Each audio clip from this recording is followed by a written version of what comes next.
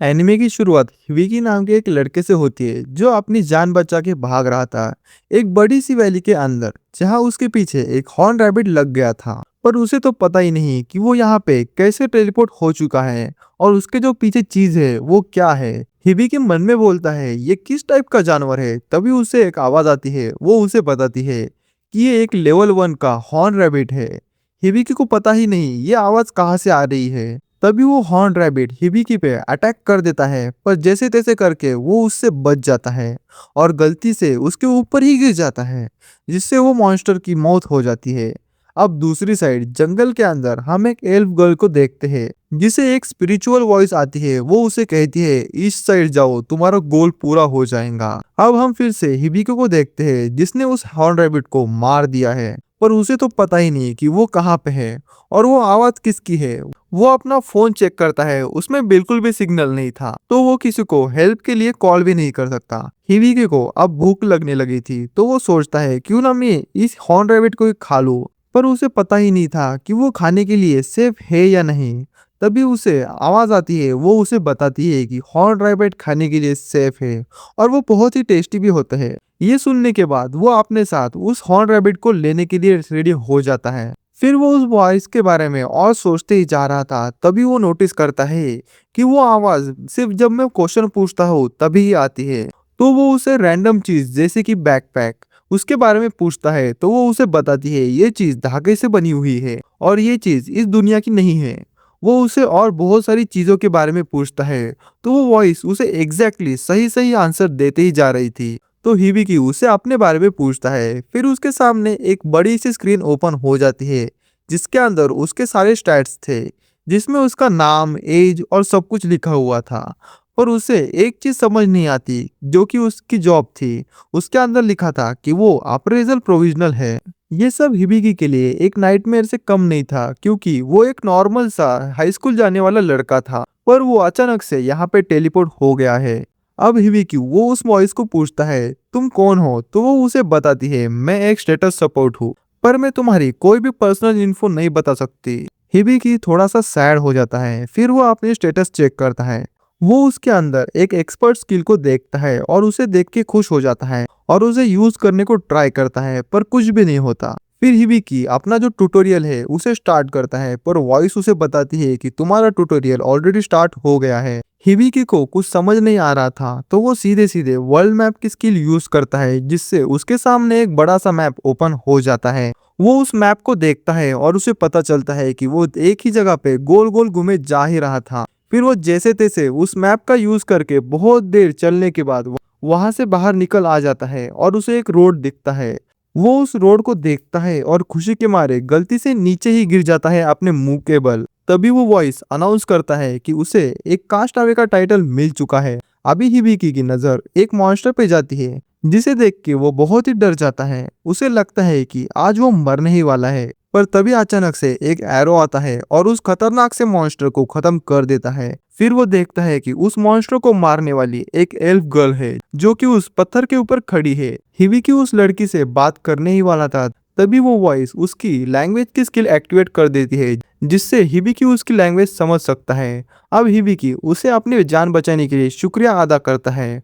वो लड़की बताती है मेरा नाम एमिलिया है, पर तभी हिबिकी की नज़र उसके कानों पे जाती है, जो कि एक एल्फ के थे। तो वो उसे पूछता है क्या तुम एक एल्फ हो या तुमने कोई कॉस्प्ले किया है। एमिलिया को कुछ भी समझ नहीं आता वो किस बारे में बात कर रहा है, और वो उसे पूछती है तुम ऐसी जगह पे क्या कर रहे हो, ये बहुत ही खतरनाक जगह है।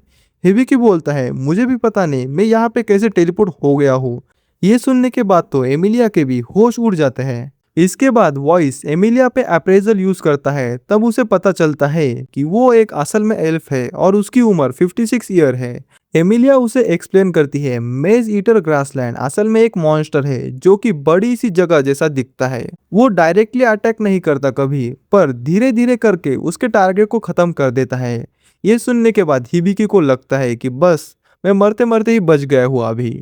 तभी अचानक एमिलिया उसे अपने पास खींच लेती है और अपने गले से लगा लेती है और बोलती है तुम बच्चे हो के भी वहां से सही सलामत वापस आ चुके हो, यही बड़ी बात है। एमिलिया को लगता है कि हिबिकी एक 10 साल का बच्चा है, पर वो उसे बताता है कि मैं 16 साल का हो गया हूँ। ये सुनते ही वो उसे छोड़ देती है और बोलने लगती है, मुझे लगा ही नहीं कि तुम एक बड़े आदमी हो। अब थोड़ी ही देर बाद रात हो जाती है और हिबिकी को पता चलता है कि इस दुनिया के अंदर जो भी लड़का 15 साल का हो जाता है उसे एक अडल्ट समझ लिया जाता है। और वो दोनों डिनर करने लग जाते हैं जिसमें वो रैबिट खा रहे थे जिसे हिबिकी ने सुबह मारा था। ऐसे ही बात करते करते हिबिकी पूछता है, हम कहाँ पे है? ये सुनने के बाद एमिलिया उसके मुंह पे पानी ही थूक देती है और उसे सॉरी बोलती है और उसका मुंह साफ करने लगती है और कहती है, हम अभी किंगडम ऑफ हेब्रिया है। एमिलिया पूछती है, वैसे तुम कहाँ से हो? तो वो बोलता है, मैं जापान से हूँ। पर एमिलिया ने तो जापान के नाम का कोई भी देश और कहीं भी जगह सुनी ही नहीं है। इससे हिबिकी को कंफर्मेशन मिल जाती है कि वो दूसरी दुनिया में रीइंकार्नेट हो गया है। एमिलिया उसे कल सुबह सिटी के अंदर जाने वाली है ऐसा बता देती है और फिर वो दोनों सोने चले जाते हैं। पर एमिलिया सोती नहीं है और हिबिकी को देखते ही रहती है और बोलती है, यही चीज है जिसके लिए मुझे स्पिरिट ने यहाँ पे भेजा था। और धीरे धीरे करके वो भी सो जाती है। हिबिकी नींद में अपनी पास्ट लाइफ देखता है जिसमें उसके 3 दोस्त उसके साथ थे जो सब लोग मिलके कॉफी पी रहे थे। फिर इसी के अंदर हम देखते हैं कि हिबिकी अपने क्लासरूम का डोर ओपन करता है और तभी अचानक से वो दूसरे दुनिया में टेलीपोर्ट हो जाता है और उसके पीछे एक मॉन्स्टर लग जाता है। तभी उसकी नींद खुल जाती है। वो अपना फोन देखता है और बोलता है, मेरे दोस्त मेरी बहुत ही चिंता कर रहे होंगे अभी। फिर उसका ध्यान उन ग्रीन लाइट जैसी उड़ने वाली चीजों पे जाता है तो वो वॉइस उसे बताती है कि ये एक प्रोटेक्शन बैरियर है जिसे एमिलिया ने बनाया है। इसका मतलब इस दुनिया के अंदर भी मैजिक है। वो अपना स्टेटस बार ओपन करता है और वो वॉइस को पूछता है, ये अप्रेजल प्रोविजनल का मतलब क्या होता है? तो वॉइस उसे एक्सप्लेन करती है, उसका मतलब एक जॉब है जिसे गॉड ने उसे दी है और साथ में बताती है फिलहाल उसकी रैंक अभी बी है और उसके पास अप्रेजल की एबिलिटी है जिससे वो किसी भी एनिमी की एबिलिटी और पावर की लेवल देख सकता है। पर उसके पास फाइटिंग की कोई भी स्किल नहीं होती, मतलब वो एक नॉन कॉम्बैट क्लास है। वो इन सब के बारे में ज्यादा सोचता नहीं है और सो जाता है। आज सुबह एमिलिया जागती है और उसे याद आता है कि उसने एक कल बच्चे को बचाया था जिसका नाम हिबिकी है और कल रात वो उसके साथ ही सो गई थी। अब कुछ देर बाद हम हिबिकी को देखते हैं, वो भी उड़ जाता है और दोनों अपना ट्रैवल शुरू कर देते हैं। एमिलिया उसे बताती है, हमें सिटी के अंदर पहुंचने के लिए लगभग 1 या 1.5 दिन लग ही जाएगा और इस जंगल के अंदर बहुत सारे मॉन्स्टर है, पर तुम टेंशन मत लो, मैं तुम्हें प्रोटेक्ट कर लूंगी। तभी हिबिकी बोलता है, हमारे पास में ही बहुत सारे मॉन्स्टर है। ये सुनने के बाद एमिलिया इम्प्रेस हो जाती है तो हिबिकी बोलता है, मेरे पास वर्ल्ड मैप स्किल है जिससे ये पता करना मेरे लिए बहुत ही सिंपल है। ये सुनने के बाद एमिलिया थोड़ी हैरान हो जाती है क्योंकि वर्ल्ड मैप स्किल एक ट्रिपल ए रैंक की रेयर स्किल है जो कि बहुत कम लोग हासिल कर पाते हैं। पर जब हिबिकी बोलता है, मैं एक अप्रेजल प्रोविजनल हूँ, ये सुनने के बाद तो वो बहुत ही खुश हो जाती है और उसे लगने लगता है कि वो एक जोक ही है। हिबिकी को समझ ही नहीं आता कि वर्ल्ड मैप स्किल इतनी बड़ी डील क्यों है। वो सिर्फ हमें हमारी लोकेशन ही दिखाती है और आसपास के मॉन्स्टर ही। एमिलिया बोलती है, तुम्हें समझ नहीं आता क्या? ये स्किल तुम्हारे जिंदा रहने के लिए बहुत ही जरूरी है और बहुत ही बड़ा इंपॉर्टेंट रोल भी प्ले करती है। अब हिबिकी अपनी वर्ल्ड मैप स्किल को यूज करता है और उसे पता चलता है कि उसके पास एक क्रिस्टल हॉर्न रैबिट है। ये सुनने के बाद एमिलिया बहुत ही खुश हो जाती है क्योंकि क्रिस्टल हॉर्न रैबिट बहुत ही कम मिलती है और उसे बेचने के बाद उन्हें आराम से 200 गोल्ड कॉइन तो मिल ही जाएंगे। जिसके बाद वो दोनों भागते हुए उस रैबिट को पकड़ने के लिए चले जाते हैं और दूर से उसे देखने लगते हैं। फिर एमिलिया अपने मैजिक से उन दोनों की आवाज और स्मेल दोनों को ही सप्रेस कर देती है। ये सब देखने के बाद हिबिकी एमिलिया से बहुत ही इम्प्रेस हो जाता है और कहता है, तुम बहुत ही अमेजिंग हो। एमिलिया बोलती है, मैं नहीं, तुम बहुत ही अमेजिंग हो क्योंकि तुम्हारे पास वर्ल्ड मैप्स की किल है और सभी एडवेंचरर्स की पार्टी तुम्हें अपने साथ शामिल करना चाहेंगी। पर उसके पास नॉन कॉम्बैट की स्किल होने की वजह से उसकी जगह उसके पार्टी मेंबर्स को फाइट करना पड़ेगा और वो उन्हें पीछे से सिर्फ सपोर्ट ही दे सकता है। एमिलिया हिबिकी के साथ पार्टी भी बनाना चाहती है पर वो उसे बताती नहीं। उल्टा वो सोचती है, अगर मैंने इसे अपनी स्किल दिखा के इम्प्रेस कर लिया तो हिबिकी पार्टी ज्वाइन करने के लिए मजबूर हो जाएगा। अब वो अपना बो यूज करने को रेडी हो जाती है। हिबिकी पूछता है, तुम्हारे पास एरोस क्यों नहीं है? तो वो उसे एक्सप्लेन करती है कि मेरे पास जो विंड मैजिक है मैं उससे ही अपने लिए एरोस बना सकती हूँ। अब एमिलिया अपने एरो से उस रैबिट के ऊपर शूट कर देती है पर वो रैबिट आखिरी सेकंड में उसे डॉज कर देता है जिससे एमिलिया बहुत ही सैड हो जाती है और अपना कॉन्फिडेंस भी लूज करने लगती है।